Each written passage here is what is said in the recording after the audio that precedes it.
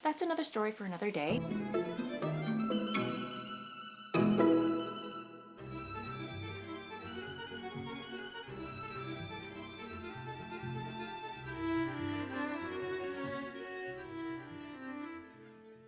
Hello, I'm Kristen, also known as Voolenvine, here on my YouTube channel, on Instagram, on Ravelry, and pretty much everywhere else on the interwebs. And as always, I'm so happy that you're taking some time out of your day to chat about all the knitting, all the sewing, all the making, or whatever crafty rabbit hole I happen to be diving down this week. And it's a rainy, dreary day here in Bushwick, Brooklyn, where I hail from, and I've officially not left the house, except for maybe going out into the backyard so I can get into my dye studio for about, I want to say, a good 7 days. Seriously, I have not walked down the street. I have not gone to a grocery store. I'm getting a little antsy, I'm not gonna lie. And actually last night, I believe I dreamed about going out to eat at a restaurant with people everywhere around. Yeah, I really do miss getting out on a Friday night and having dinner with Dennis. It's just, it's people, stay inside so this can happen a lot sooner. I'm just saying. But anyway, I hope wherever you are in the world that you're doing well, finding crafty things to do, and, you know, staying sane for the most part. I know this is taking a toll on a lot of us mentally and physically, and, you know, it is what it is. So, you know, I hope that you guys are doing okay. We've made it this far. We can do it a little longer, I think. So, just a little bit longer. But anyway, contrary to last week, I do have quite a bit to share with you this week. Maybe not so much knitting, but I do have, wait for it, I do have some crochet to share with you. I have some sewing and also some projects that I have on my agenda, so I hope you are excited for that. But before I get into that fun stuff, just a few announcements. As always, we have our history make-along, where we are endeavoring to make anything that is historically accurate or historically inspired prior to the 1950s, and you can join in by hopping over to the Voolenvine Ravelry group, join the chatter, share your whips, your projects, your you know, ideas of things that you're thinking about making, links to patterns, whatever you want. As long as you participate in the group, you are entered to win a giveaway prize. And, you know, of course, at the end of the year, if you have a finished object or two or more, you know, that also is a guideline. I will lock the thread and choose a random winner and offer a giveaway prize. But yes, it's a year-long make-along.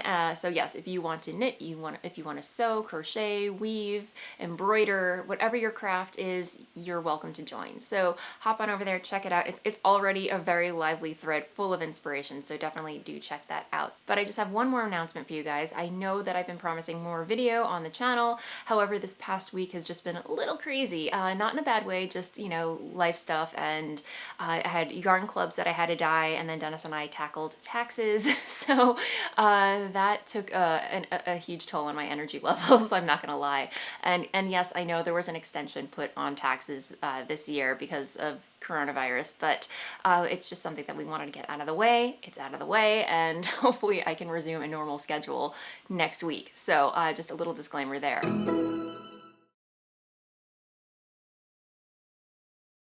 I have a finished object for you guys this week. What? So I finished yet another pair of socks, and I don't have sock blockers that actually fit these. I do, but they're somewhere in that closet over there, and I really don't feel like diving in and finding them because it's an abyss. It's a wormhole to another universe that I just don't feel like exploring right now. So here we are. We have a finished pair of Spousal socks. I knit these for Dennis, and as I mentioned in previous episodes, they are a little bit loose on him. I don't know if it's because my tension has loosened up over time, or I don't know, maybe he lost weight in the ankles. I don't know. It's a mystery, really, but you know, they fit him fine. They stay up, and you know, he likes them, I think. I don't know, the weather's getting warm, so really these are pretty much for next winter, or come, you know, when the weather starts cooling down again. And the yarn is my hand-dyed yarns, Voolenvine yarns, on my Footsie base, which is a 80% superwash blue face luster and 20% nylon blend, and the colorway is Manderley. And what else do I want to say about this project other than it's just, as always, my basic go-to sock knitting pattern these days, which is a 1x1 rib, stockinette, cuff, and foot, and fish lips kiss heel, and grafted Kitchener stitch toe. So nothing else really to write home about other than they are done. They're done. So yay! And that, my friends, is all the knitting content that I have to share with you this week. I know. But I do have a couple of other projects on the docket that are coming down the pike. Don't worry, my knitting mojo has been at an all-time low these past few weeks, but I have been inspired by some other projects, so stay tuned. I will keep you posted on those. But in the meantime, I did cast on something else, and it might be crochet, but a lovely viewer pointed me in the direction of a new pattern by Casapinka. I'm so sorry, I'm blanking on your name right now, but if I remember it, I'll pop it in the down bar. But thank you so much for pointing me in the direction of this pattern, because I have not been able to put it down. And that is the Blanket of Calm by Casapinka. And yeah, they are just little tiny granny squares, really simple to make. They're like, seriously, I can finish one of these in less than 20 minutes, and it's exactly what I was looking for. Something that I can just pick up and go. It's autopilot. I don't have to think about it. I mean, occasionally I do have to look down at what I'm doing because I'm still kind of new to crochet a little bit, but honestly, these are just simple granny squares that are made up of purely double crochet stitches. I think it's a treble crochet in UK terms, but yeah, very, very simple, very easy. And this is leftover scrap yarn from my Goomy 50 yarn that I knit socks out of. This colorway just makes my heart sing so much that I hopped on, I think it's loveknitting.com, and just ordered 5 more skeins of this yarn so I can make a full blanket, because I just really love the way how each of these are different but in the same color family. And yeah, it kind of reminds me of what is it, Battenberg cake. If you're not familiar what Battenberg cake is, I'll pop a photo of it on the screen. I've actually made it in the past, and it turned out really well back when I baked. But anyway, that's another story for another day.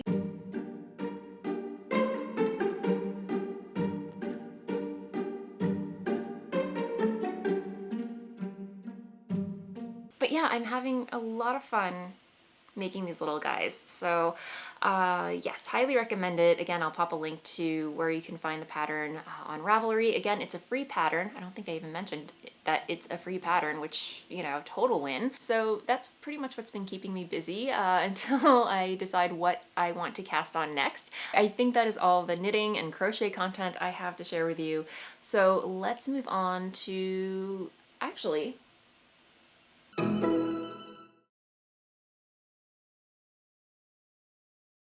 so as you're probably aware, a lot of local yarn shops had to close their shops because of coronavirus, but the good news is that a lot of them have been offering their products online. So while they, you know, have to close the physical shop, you can still purchase things and support your local yarn shops by shopping their inventory online. And that I am so happy that I was able to do that for one of my local yarn shops, Brooklyn General. It was pretty much one of my very first local yarn shops that I ever went to when I first got into knitting, or hardcore into knitting. So I'm really happy that I was able to, you know, show a little support and purchase a couple of things from them online, and I am very, very excited to share with you what I got. So as I mentioned, I had wanted to make one of these skirts, which is a pattern I've been showing on the podcast for quite some time now, I think, and I am definitely going to be making one of these this weekend. Browsing their shop, I found some fabric that I could not resist, and that is some Liberty fabric, guys. So funny story, actually, when I ordered this fabric, I only ordered about 1.5 yards because, let's face it, Liberty fabric is not cheap. It is quite the investment. So again, I only ordered 1.5 yards, which I was pretty sure was enough to make the skirt that I just showed you. However, I don't know, I had a brain fart or something, and turns out it was not enough, so I had 2 extra pattern pieces hiding under some books that I completely forgot about, and I kind of panicked a little bit. So, you know, as you do, I just pulled the trigger and bought an extra yard online. So this is the second yard that came in the mail yesterday. So I'm all good. I can make the skirt. So that is one acquisition. And then I was gonna use these buttons because I saw them online. I was like, oh, they're so pretty. That'd be perfect. However, they are a little heavy. But I got 6 of these really pretty pewter peony buttons. And, you know, again, they go really well with the pattern, or with the fabric, I think. but as you probably know, Liberty Tana lawn is quite lightweight, and these have a little bit of weight to them. So I feel like these are going to be a little bit too heavy for this project. So I do have some buttons in my stash that go just as well, if not, I think a little bit better. There was some other fabric on there that really caught my eye, and they only had about, again, another yard and a half left of it, but it was really interesting to me, so I just decided, what the heck, I'll get it anyway.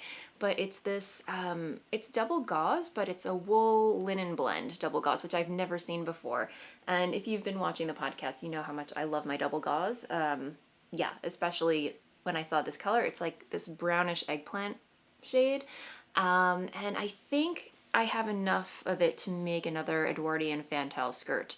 Although I think it has to be lined because it's just a little, scratchy. It's not as soft as your typical cotton double gauze. It's got a little bit of tooth to it. So yeah, it's almost like, I want to say, a burlap sack. It's like a really interesting blend of wool and linen, and the color just, well, makes my heart sing. So yeah, anyway, so the only other thing that I purchased with my order is, of course, a copy of Pom Pom. It's their Pom Pom Quarterly Spring 2020. Guys, I love, love, love that sweater on the cover. It's by Joji Locatelli, and I believe the pattern is called, what is it? Susurrus. Susurrus, I believe that's how you pronounce it, but just really simple details. I mean, maybe this is what I need to cast on for myself. It's just so light, so airy. Maybe. I don't know. I haven't decided, but lots of other pretty, gorgeous patterns in there. Oh, that looks so cozy. So cozy. Yeah. Oh, I might, guys. It's so pretty. I mean, it has very like Art Deco lines, I think. So anyway, definitely get your hands on this if you can. Lots of beautiful patterns and the like. So I think that is it for stash acquisitions. So I'm gonna move along to sewing.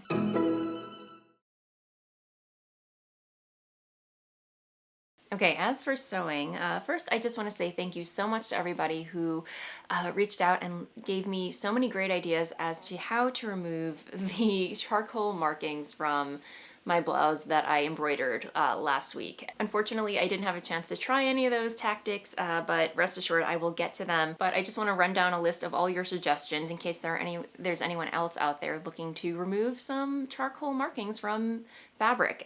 Here are some of the top tips that you guys gave me. So some of the top suggestions were an Oxystain lifter, or TideStick, or Amodex Stain lifter.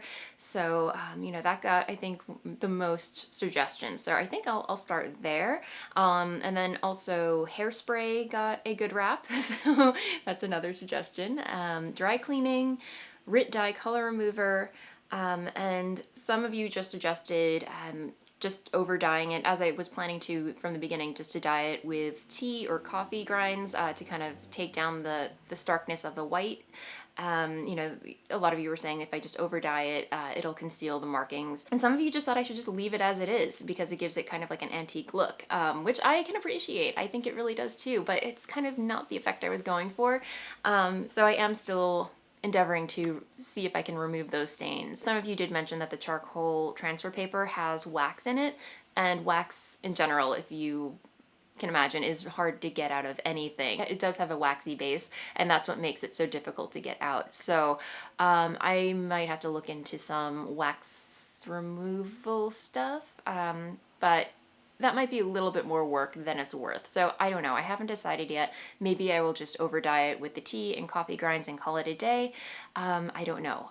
But I will think about it. But again, thank you so much for all of your suggestions. They were amazing. And also for your embroidery pattern recommendations. I still did not dive into embroidery yet. I have all my supplies. So I'm utterly grateful for all of your suggestions and recommendations. So many great websites, and I will try and link to all of those down below in case any of you want to dip your toes into embroidery. And yes, so okay, moving along. Elephant in the room, I am wearing a finished garment. So over the weekend, I did manage to get some sewing done.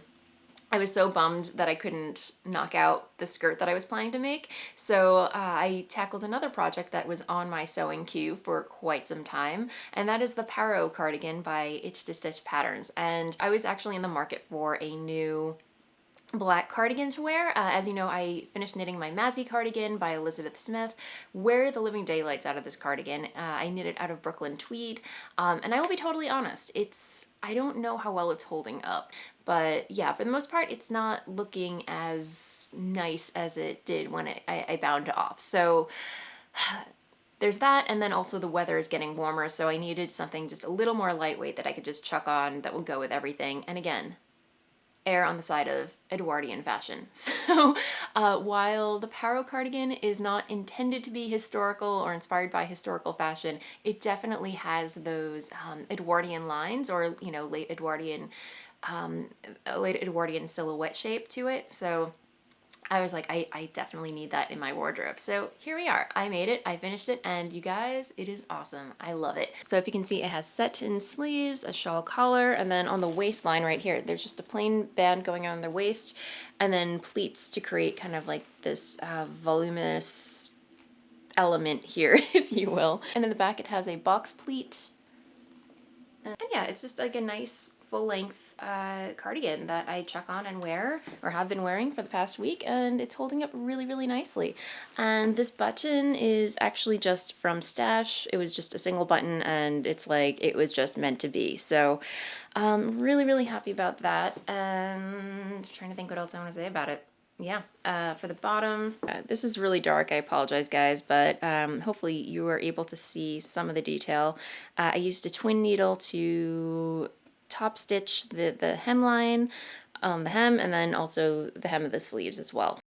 And regrettably, I did not employ any historical sewing techniques. I really just wanted something instantly gratifying that I could just bang out. And I did serge the raw edges, although the pattern, I will say the pattern was very well written. It pretty much holds your hand throughout the entire process, and she gives you a lot of tips and techniques for finishing your seams, and she does recommend doing a Hong Kong finish for a lot of your seams and everything, but that was a little bit more work than I was willing to put in. I just ran all my seams through a serger, called it a day, and here we are. I'm very, very happy with it. It's a little, I will say, it's a little roomy. I probably should have gone down a size. I did follow the directions and say, according to my body measurements, and because it's a cardigan, I don't have to worry about fit too much.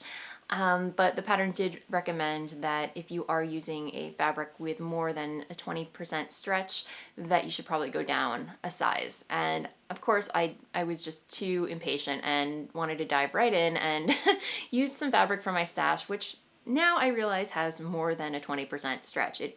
I went on fabric.com where I purchased the yarn, and it turns out it has a 40% stretch. But at the same time, I'm still very happy with the finished product. I actually blogged about it over on my sewing blog, which I will link below. But yeah, I recommend it if you are, I would say, an adventurous beginner looking to up your jersey sewing game, if that makes any sense. Yeah, just a really great pattern, and it was my first time working with an itch to stitch pattern, so highly recommend them. Again, very descriptive details and instructions, and yeah, thumbs up all the way. Yeah, the fabric, as I mentioned, is from Stash. It's just a sweater, like polyester. It does have some polyester content in here, spandex sweater material, but it's really cozy, really soft and drapey, so very, very versatile. All right, I think that is all the creative content that I have to share with you this week. So I am going to move along to the blather segment, a segment where I chat about what's been happening in my life, should you care to stick around.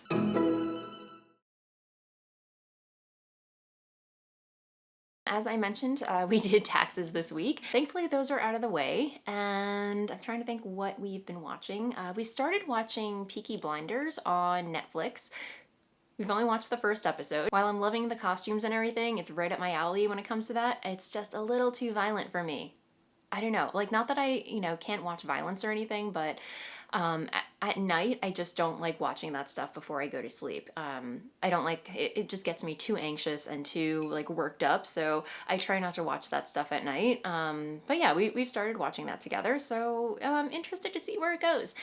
We still have to finish The Witcher. I think we have about one more episode left. I think my friend Hannah told me that there are about 5 episodes in the season. So one more episode left to see what happens.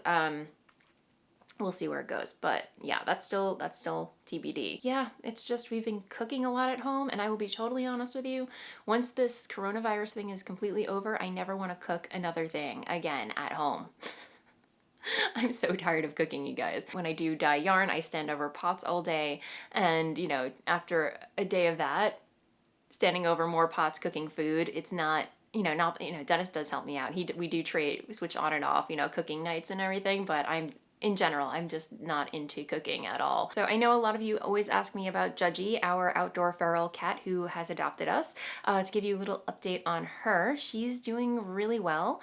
Some of you, I posted a video on my Instagram stories a couple weeks ago, and I didn't notice this at all, but it was an above shot view, and then a couple of people asked me if she was with kitten, meaning like, is she gonna have kittens, because there's like a slight bulge going on, and if you remember, there was a gentleman friend that visited her. The two of them were just kind of hanging out, meowing at each other. I don't want to know what else has been going on betwixt them. So usually what they do, at least in New York State, is, when they capture a feral cat, they will bring it in, spay it, and then notch the ear so you can tell that it's been spayed, and, you don't have to worry about it having kittens. So we thought that was the case. However, after a couple people asked me if she was going to have kittens, I, looked at the video again, and I was like, either we're feeding her too much, or we're gonna have some company pretty soon. So anyway, I will keep you posted on that, but otherwise, she's been doing really well. She lets me pet her now, which is so sweet. I feel so loved. But yeah, so I will definitely keep you posted on more Judgy news. And Bella, they tolerate each other. I don't let Bella out, I don't let Judgy in. They pretty much just chat to each other through the back door window, and occasionally Bella will just kind of hiss, letting Judgy know that, hey, this is my property, back off. So, but sometimes they just hang out. I put Bella's chair up to the window, and they just kind of hang out staring at each other. It's really cute. I am gonna end things there. Thank you so much, as always, for hanging out with me. If you did enjoy this episode, please feel free to like and subscribe below. I put out a video every Friday or Saturday for your viewing pleasure. And that said, happy knitting, happy sewing, happy making, and I will see you next time. Bye!